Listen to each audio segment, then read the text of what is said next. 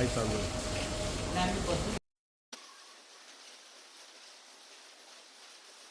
सचिन अहिर हे आदित्य ठाकरे यांचे अत्यंत जवळचे सहकारी,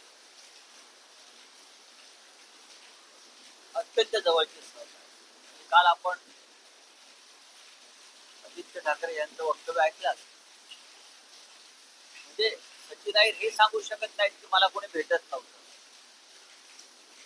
माझं कोणी ऐकत नव्हतं. आदित्य ठाकरे आणि सचिन अहिर रोजच भेटत होते, उद्धव साहेब त्यांना भेटत होते. मी असं ऐकलं की त्यांनी काही त्यांच्या सहकाऱ्यांना संदेश पाठवले की पक्ष सोडणं ही माझी अपरिहार्यता, माझ्या पुढल्या वाटचालीसाठी, भवितव्यासाठी, असं ते म्हणाले. मग कार्यकर्ता म्हणून पुढे काम करायचं. शरद पवार साहेबांना त्यांनी या पद्धतीने करिअरसाठी सोडलं. शरद पवार त्यांना मातीतून उचलून शिखरावर नेलं, मुलीतून शिखरावर. त्या काळात सचिन अहिरना मंत्री करणं हे फार मोठं साहस. त्यांना मानाचं प्रमुख केलं होतं, त्यांना अनेक वर्ष मंत्री केले, त्यांना एनसीपीचे मुंबईचे अध्यक्ष केले. अचानक ते शरद पवार आणि त्यांच्या सगळ्या कुटुंबाला बेसावध ठेवून ते शिवसेना. त्याच्यामुळे आम्ही असं म्हणतो की शरद पवारांचे ते झाले नाही, त्याच्यामुळे ते आमचे कसे होतील हा माझ्या मनात काय प्रश्न, तरी पण त्यांचे माझ्या अत्यंत जिव्हाळ्याचे. हे मूळ शिवसेनेत कोणी नाही. त्याच्यामुळे आम्हाला सगळ्यांना आत्मचिंतनाची गरज आहे. एका सुनील शिंदे बोलले ते बरोबर, आम्हाला सगळ्यांना आत्मचिंतनाची गरज आहे. पक्ष हा शिवसैनिकच वाढवतो आणि मूळ शिवसैनिक, बाकी सगळी वाऱ्यावरची बरं असतात. आता सचिन अहिर असं म्हणतात की राजकीय भविष्यासाठी ते आलो. खरं म्हणजे त्यांचा पराभव सुनील शिंदेने केला तेव्हा त्यांच्या राजकीय कारकिर्दीला पूर्णविराम तेव्हाच लागला होता. आणि सुनील शिंदेसमोर टिकणं पुन्हा एकदा त्यांना शक्य नव्हतं. आदित्य ठाकरे 2 वेळा आमदार झाले. ह्या काळामध्ये त्यांचं राजकीय भविष्य घडवण्याचं काम आदित्य ठाकरे यांनी केलं. त्यांना विधान परिषदेवरती आमदार केलं, तिची भरपाई केली, त्यांना उपनेता केलं, त्यांना भारतीय कामगार सेनेचं कार्याध्यक्ष केलं, अख्खा पुणे जिल्हा त्यांच्या ताब्यात दिला. अजून एखाद्याला काय द्यायला पाहिजे की जो समाधानी राहतो. माणसाला समाधानी राहणं ही फार मोठा संस्कार आणि कला आहे. अजून काय मिळावं त्याला समाधान मिळेल. इतकं मिळाल्यावर सुद्धा त्यांना वाटायचं की माझी करिअर झाली नाही तर माझ्या करिअरमध्ये अडथळे येतात आणि त्यासाठी मी तुमच्यावरती, आम्ही सगळ्यांनी इतकं प्रेम केलं, ठाकरे कुटुंबाने केलं, शिवसैनिकांनी केलं. त्यांना अंधारात ठेवून झोपेत असताना डोक्यात दगड टाकून निघून गेला. ह्याला इमान म्हणत बघा. हे अत्यंत सौम्यपणे बोलतो. आता ते गेलेले आहेत.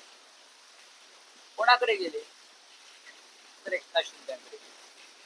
काय दिलं तर त्यांना उपसभापती केलं.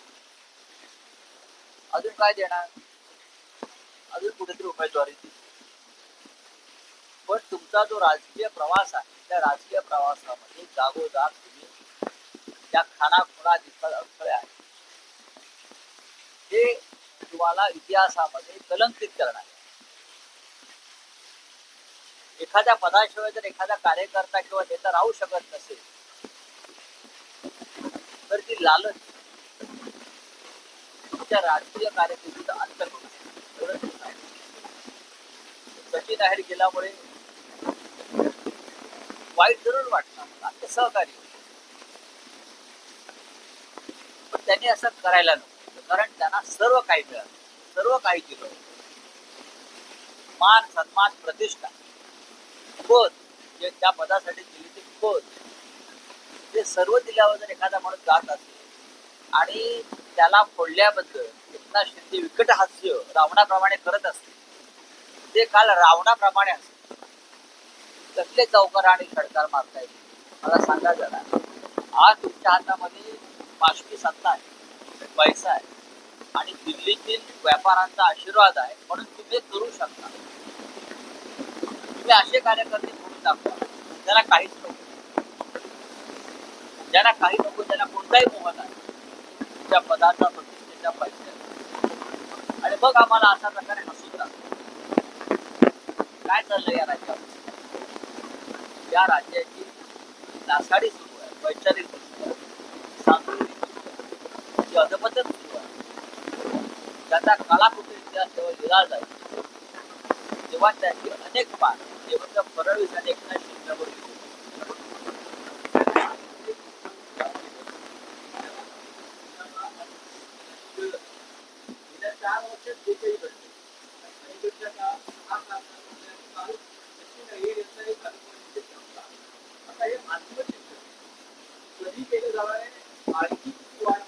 एक लक्षात घ्या तुम्ही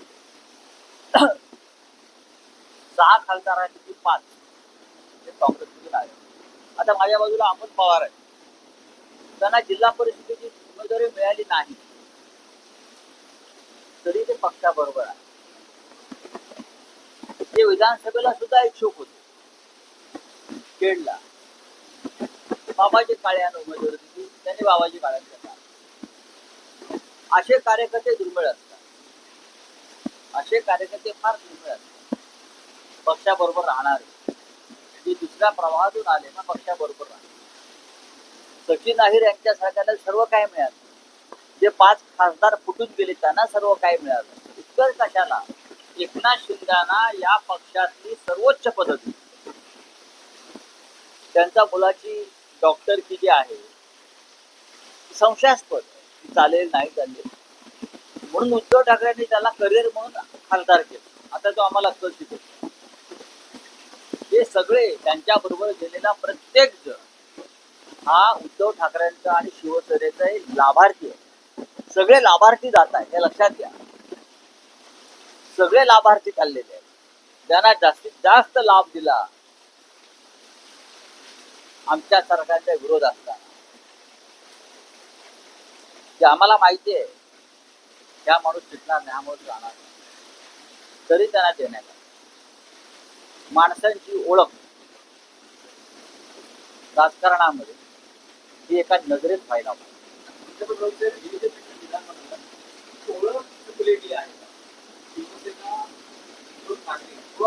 हे माझं मत आहे. मी उद्धव ठाकरे साहेबांचं बोलत नाही. माणसांची राजकारणामध्ये ओळख असायला पाहिजे.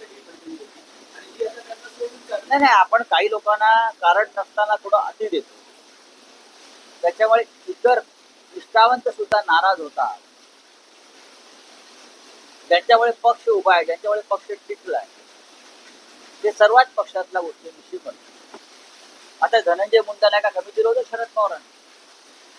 अजित पवारांना काय कमी दिलं होतं. शरद पवार अजित पवार कोण होते. कर्तृत्व कर्तव्य या पुढल्या गोष्टीवर सत्ता आल्यावरती एकनाथ शिंदेना जर माननीय उद्धव ठाकरेंनी एका पाठोपाठ अशी पद्धत दिली नसती तर कसलं कर्तृत्व आणि कसलं कर्तव्य नगरसेवकच राहिले असते ना. ते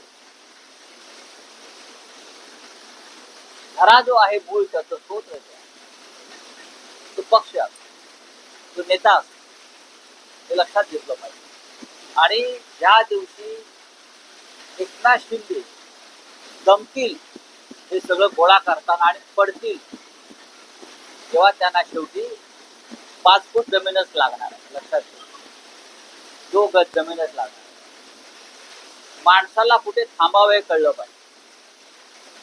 ज्याला कुठे थांबावं कळत नाही त्याचा अंत अत्यंत वाईट.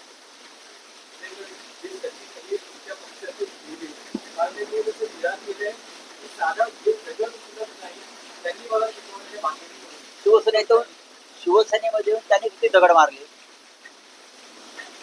शिवसेनेत आल्यावर त्यांनी किती दगड मारले हिशोब द्यावा ना.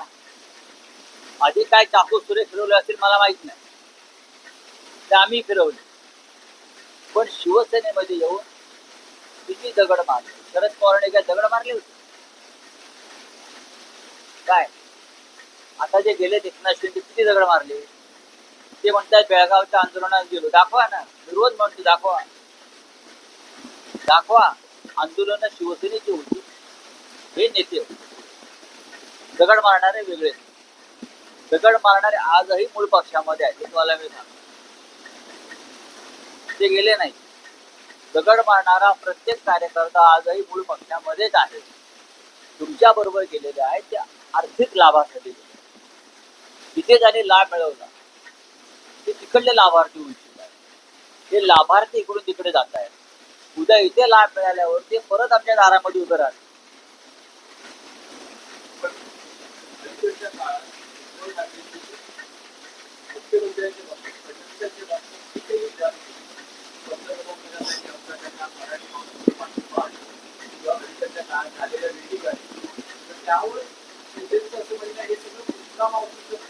मला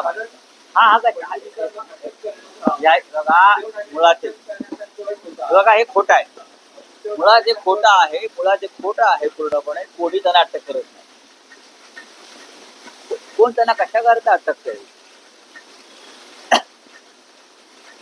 असं त्याने काय केलं की त्यांना अटक करायला? गुन्हे आहेत त्यांनी केले.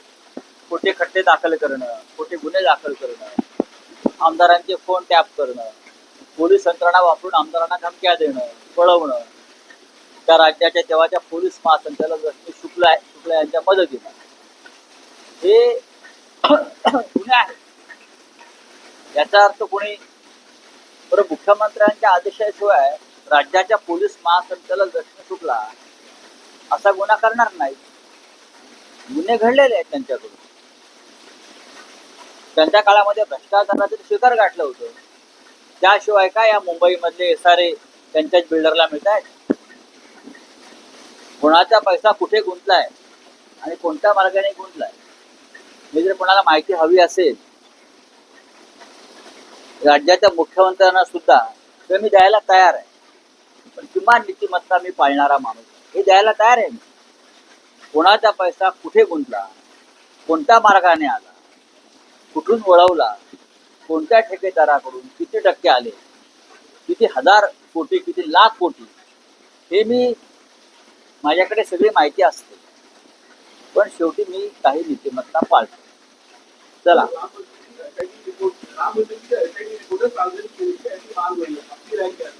हमारी राय क्या होगी?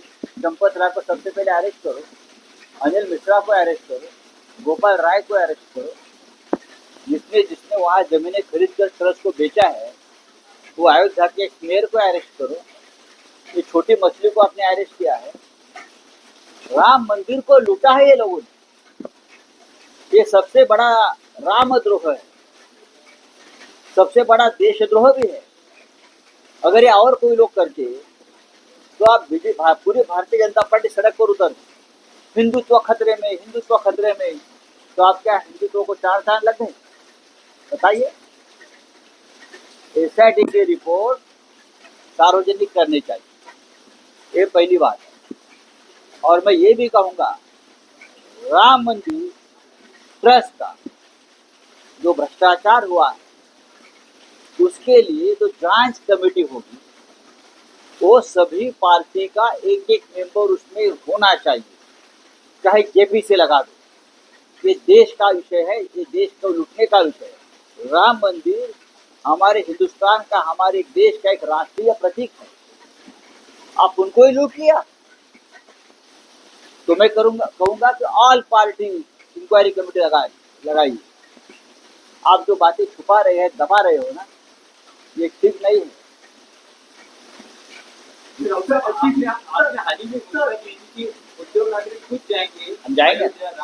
हम जाएंगे, हम सब लोग. ये जो रामद्रोह किया है कुछ लोगों ने, उनके खिलाफ हम आंदोलन भी करेंगे. जल्दी आपको उद्धव जी खुद बताएंगे उस बारे में. फिर से एक देशव्यापी आंदोलन की घोषणा डेफिनेटली. देखिए, कल आपने देखा होगा कांग्रेस के स्टेट प्रेसिडेंट उत्तर प्रदेश के अजय राय साहब जो अयोध्या निकल रहे थे, राम मंदिर में निकल रहे थे, उनको धर दबोचा और उनको अरेस्ट किया। क्यों नहीं जाने देते? और नेताओं को क्या छुपाना चाहते हो? मुझे लगता है हम जाएंगे तो हमको भी वो रोकेंगे। राम क्या आपका घर का नौकर है क्या? राम हमारा भगवान है, हमारी अस्मिता है। बीजेपी को लगता है राम उनके घर में काम करता है, जैसे चाहे राम को बदनाम करे, राम का यूज करे, मिसयूज करे। ये नहीं चलेगा। राम मंदिर पर गॅसची कीमतें कम हुई है, पर लेकिन गरीब से खाता नहीं हो रहा है।